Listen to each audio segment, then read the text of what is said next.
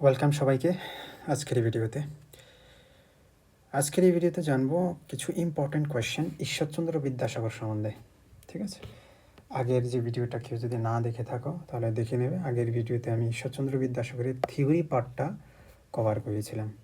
ঠিক আছে, তো এই ভিডিওতে প্র্যাকটিস সেট কিছু প্র্যাকটিস কোয়েশ্চেন করবো ঈশ্বরচন্দ্র বিদ্যাসাগরের। তো চলো শুরু করি।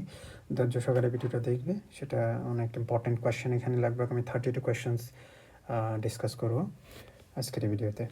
ঠিক আছে, তো চলো প্রথম কোয়েশ্চেন হচ্ছে, প্রথমে নিজে আনসার করার চেষ্টা করবে, তারপর আমি তো বলছি। তো প্রথম কোয়েশ্চেন হচ্ছে, ঈশ্বরচন্দ্র বিদ্যাসাগরের জন্ম কোথায় হয়েছিল? কলকাতা, মেদিনীপুর, বীরসিংহ, কাশী। দেখো, যেটা আনসার হবে এখানে বীরসিংহ গ্রামে জন্মগ্রহণ করেছিল, কিন্তু মেদিনীপুর জেলায়। ঠিক আছে, তো জেলা তো অনেক বড় হয়, বীরসিংহ স্পেসিফিক গ্রাম দেওয়া আছে, তো আনসার হবে বীরসিংহ এখানে। নেক্সট, বিদ্যাসাগরের জন্ম কত সালে হয়? 1818, 1820, 1835, 1850। আনসার হবে 1820। নেক্সট, কোন গ্রন্থটি বিদ্যাসাগরের লেখা? নিচের কোন গ্রন্থটি বিদ্যাসাগরের লেখা? রামায়ণ, বেতাল পঞ্চবিংশতি, মহাভারত, মনুসংহিতা। আনসার হবে বেতাল পঞ্চবিংশতি। নেক্সট, কোন সালে বিধবা বিবাহ আইন প্রণীত হয়?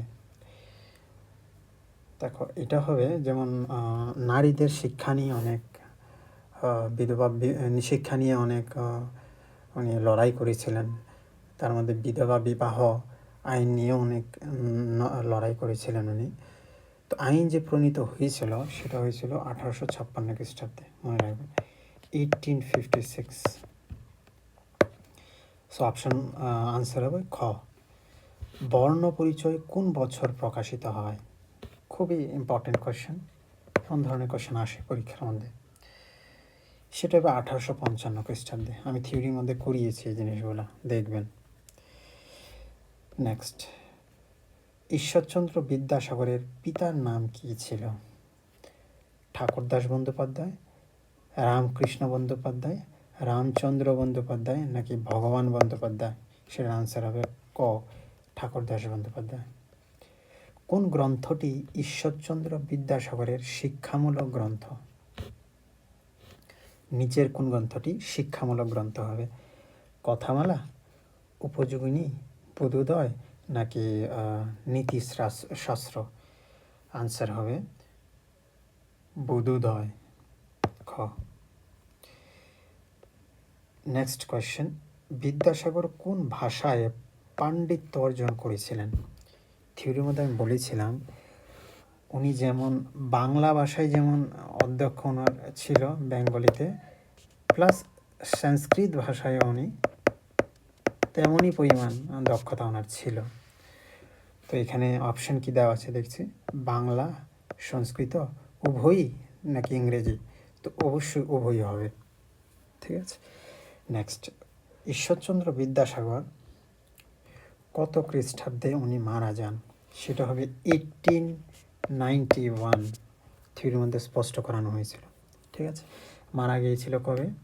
যেমন আমি বলেছিলাম থিওরি ক্লাসের মধ্যে, উনি জন্মগ্রহণ করেছিলেন 1820-তে, 1826-এ জন্মগ্রহণ করেছিলেন।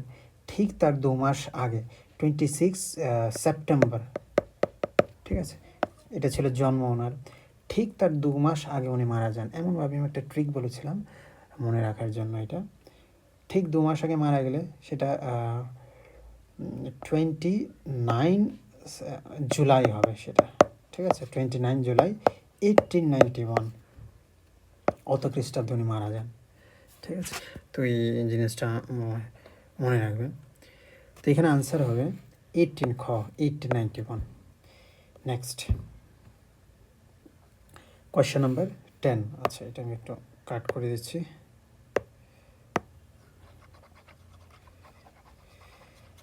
হ্যাঁ, তো কোয়েশ্চেন নাম্বার 10 হচ্ছে, সীতার বনবাস কোন রচনার উপর ভিত্তি করে লেখা হয়? সেটা হচ্ছে মহাভারত, রামায়ণ, গীতা, মনুসংহিতা। সেটার আনসার হবে রামায়ণ। ঠিক আছে, রামায়ণের উপর ভিত্তি করে সীতার বনবাস লেখা হয়েছিল। বিদ্যাসাগর কোন শিক্ষায় সর্বাধিক ভূমিকা রাখেন? যেটা আমি একটু আগে বললাম, নারী শিক্ষায় উনি সর্বাধিক ভূমিকা রাখেন। অপশানের মধ্যে আছে নারী শিক্ষা, পুরুষ শিক্ষা, বালক শিক্ষা, সকল শিক্ষা। তো আনসার হবে নারী শিক্ষা। নেক্সট কোয়েশ্চেন নাম্বার 12, বিদ্যাসাগর উপাধি কোন কারণে দেওয়া হয়েছিল? খুব সুন্দর কোয়েশ্চেন। সেটা হবে সংস্কৃত শিক্ষায় কৃতিত্বের জন্য, নারী শিক্ষায় অবদানের জন্য, বিধবা বিবাহ আইন প্রণয়নের জন্য, শিক্ষা প্রতিষ্ঠান স্থাপনের জন্য। আমি থিওরি ক্লাসের মধ্যে এগেন বলেছিলাম যে সংস্কৃত কলেজ ওনাকে 1841-এ বিদ্যাসাগর উপাধিটি প্রদান করেছিলেন। তো সংস্কৃত কলেজ দিয়েছেন, দ্যাট মিন্স সংস্কৃত শিক্ষায় কৃতিত্বের জন্য এই পুরস্কারটা উনি পেয়েছেন। ঠিক আছে। কোয়েশ্চেন নাম্বার 13, বিদ্যাসাগর কোন বৃত্তি জন্ম দেন? কোন বৃত্তির জন্ম দেন বিদ্যাসাগর নিজে? মানে কি রচনা করেছিলেন উনি? সমাজ সংস্কার, আনসার হবে সমাজ সংস্কার, মনে রাখবেন। বিজ্ঞান না, সাহিত্য না, সমাজ সংস্কার, অর্থনীতি, আনসার হবে সমাজ সংস্কার। বেতাল পঞ্চবিংশতি কোন ধরনের রচনা? সেটা হবে অনুবাদ গ্রন্থ। অপশানে আছে কাব্যগ্রন্থ, অনুবাদ গ্রন্থ, ইতিহাস, নাটক। আনসার হবে অনুবাদ গ্রন্থ। কোয়েশ্চেন নাম্বার 15, বিদ্যাসাগরের প্রথম রচনা কোনটি? হ্যাঁ, এই কোয়েশ্চেনটা খুব ইম্পর্ট্যান্ট। আমি পড়িয়েছিলাম থিওরির মধ্যে, ডিসকাস করেছিলাম। দুইটা আছে, তার মধ্যে আমি বলেছিলাম অপশান অনুযায়ী তোমাকে আনসার করতে হবে, আপনাকে আনসার করতে হবে। এক নম্বর হচ্ছে যেমন বোধোদয়, বর্ণ পরিচয়, বেতাল পঞ্চবিংশতি। নেক্সট হচ্ছে উপযোগিনী, আনসার কোনটা হবে? বেতাল পঞ্চবিংশতি। উপযোগিনী কোন বিষয়ে রচিত? সেটা হচ্ছে নৈতিক শিক্ষা নিয়ে রচিত উপযোগিনী। নেক্সট 17, কোন সাল পর্যন্ত বিদ্যাসাগর জীবিত ছিলেন? সেটা এগেইন মানে কোন সালে মারা যান? সেটা 1891 অবধি উনি জীবিত ছিলেন। কোয়েশ্চেন নাম্বার 18, ঈশ্বরচন্দ্র বিদ্যাসাগরের মৃত্যু কোন স্থানে হয়? কোথায় ঈশ্বরচন্দ্র বিদ্যাসাগরের মৃত্যু হয়? সেটা হচ্ছে কলকাতাতে। বীরসিংহ গ্রামে ওনার জন্ম হয়েছিল, মারা গেছিলেন উনি কলকাতার মধ্যে। ঠিক আছে। নেক্সট 19, কথামালা কোন ধরনের বই? সেটা কি গল্পের বই, ধর্মগ্রন্থ, উপন্যাস নাকি নাটক? কথামালা সেটা আমি বলেছিলাম ওই যে শিক্ষণীয় একটা বই, শিশুদের জন্য যেটা উনি লিখেছেন, তো সেটা অবশ্যই একটা গল্পের বই। তো আনসার হবে সেটা গল্পের বই। ঠিক আছে, শিশুদের জন্য লেখা হয়েছিল সেটা কথামালা গ্রন্থটা অ্যাকচুয়ালি। কোয়েশ্চেন নাম্বার 20, বিদ্যাসাগর কোন শিক্ষা প্রতিষ্ঠানে প্রধান ছিলেন? উনি কোন শিক্ষা প্রতিষ্ঠানের প্রধান ছিলেন? সেটা হচ্ছে সংস্কৃত কলেজের। আনসার হবে সংস্কৃত কলেজ। বিদ্যাসাগরের অন্যতম সমাজ সংস্কার কি? বিধবা বিবাহ, বহু বিবাহ, শিশু বিবাহ নাকি বাল্য বিবাহ? এটার আনসার আপনি নিচে কমেন্ট সেকশনে করবেন। ঠিক আছে, এটা কমেন্ট করবেন আপনি, কমেন্ট দ্য আনসার। বিদ্যাসাগর অন্যতম সমাজ সংস্কার কি? নেক্সট কোয়েশ্চেন নাম্বার 22, বিদ্যাসাগরের মূল উদ্দেশ্য কি ছিল?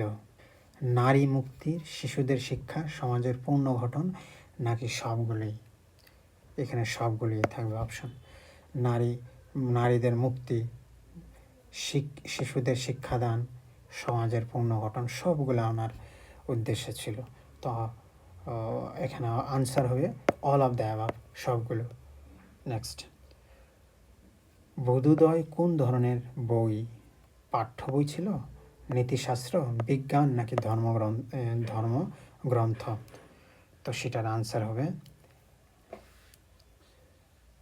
বুদ্ধোদয় একটা পাঠ্য বই ছিল। ঠিক আছে, নেক্সট, সীতার বনবাস, কোশ্চেন নাম্বার 24, সীতার বনবাস কোন ধরনের সাহিত্য?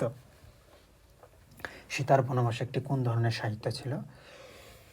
কাব্য, প্রবন্ধ, উপন্যাস নাকি নাটক? সেটা হবে উপন্যাস, আনসার হবে উপন্যাস। তো কোন গ্রন্থ, নেক্সট কোশ্চেন, কোন গ্রন্থটি বিদ্যাসাগরের নৈতিক শিক্ষার উপর ভিত্তি করে লেখা হয়? খুব ইম্পর্টেন্ট কোশ্চেন। সেটা হচ্ছে উপযোগিনী। উপযোগিনী গ্রন্থটি, বিদ্যাসাগরের গ্রন্থটি নৈতিক শিক্ষার উপর ভিত্তি করে লেখা হয়েছিল। ঠিক আছে, নেক্সট, বিদ্যাসাগরের জন্মস্থান কোথায়, কোন জেলায়? সেটা হবে অবশ্যই, এগেন সেটা কমেন্ট সেকশনে করবেন আপনি, এটা আবার রিপিট হয়েছে সেটা লিখবেন, কোথায় নিজে আনসার করবেন। এটা হুগলি হবে, মেদিনীপুর হবে, নদীয়া হবে নাকি বর্ধমান হবে, এটাও কমেন্ট করবেন আপনি, কমেন্ট দ্য আনসার, মানে কমেন্ট সেকশনে আপনি আনসারটা লিখবেন। নেক্সট, বর্ণ পরিচয়, এটা বর্ণ লেখা হয়েছে, এটা বর্ণ হবে অ্যাকচুয়ালি। ঠিক আছে, বর্ণ পরিচয় কোন পাঠ্য বিষয়ের জন্য?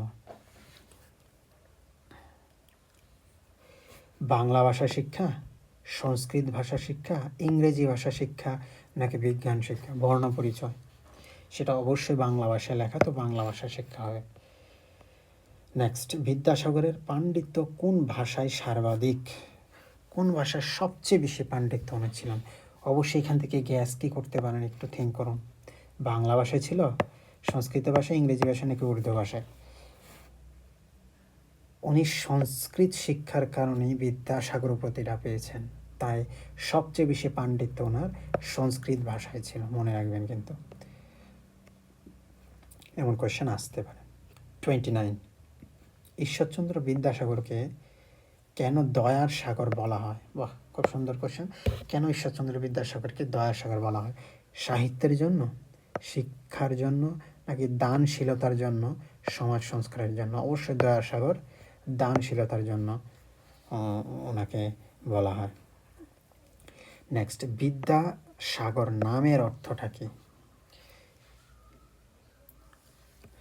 গানের সমুদ্র, দয়ার সমুদ্র, সাহিত্যের সমুদ্র নাকি শিক্ষার দিশারি? সেটা হবে গানের সমুদ্র, সাগর মানে সমুদ্র এমন টাইপের। তো বিদ্যাসাগর দ্যাট মিনস গানের সমুদ্র, যার কাছে অনেকগুলা গান আছে এমন। বুদ্ধোদয় কোন বিষয়ে লেখা? সেটা রিপিট কোয়েশ্চেন মনে হচ্ছে। বুদ্ধোদয় সাহিত্য, সমাজ সংস্কারক, নৈতিক নাকি ধর্ম? এটা নৈতিক শিক্ষার লেখা হবে। Last but not the least, কোন বইটি বিদ্যাসাগরের সমাজ সংস্কারের জন্য যুক্ত? নিচের কোন বইটি বিদ্যাসাগরের সমাজ সংস্কারের জন্য যুক্ত? বর্ণ পরিচয়, এটা বর্ণ না, বর্ণ পরিচয় হবে। উপযোগিনী, বেতাল, পঞ্চবিংশতি নাকি বিধবা বিবাহ? আনসার হবে বিধবা বিবাহ। তো এই ছিল মোস্ট ইম্পর্টেন্ট কিছু কোয়েশ্চেন্স, তার মধ্যে স্পেসিফিক্যালি 32 কোয়েশ্চেন্স, যেটা প্র্যাকটিস করার জন্য খুব ইম্পর্টেন্ট।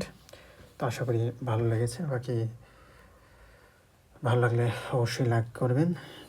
ধন্যবাদ।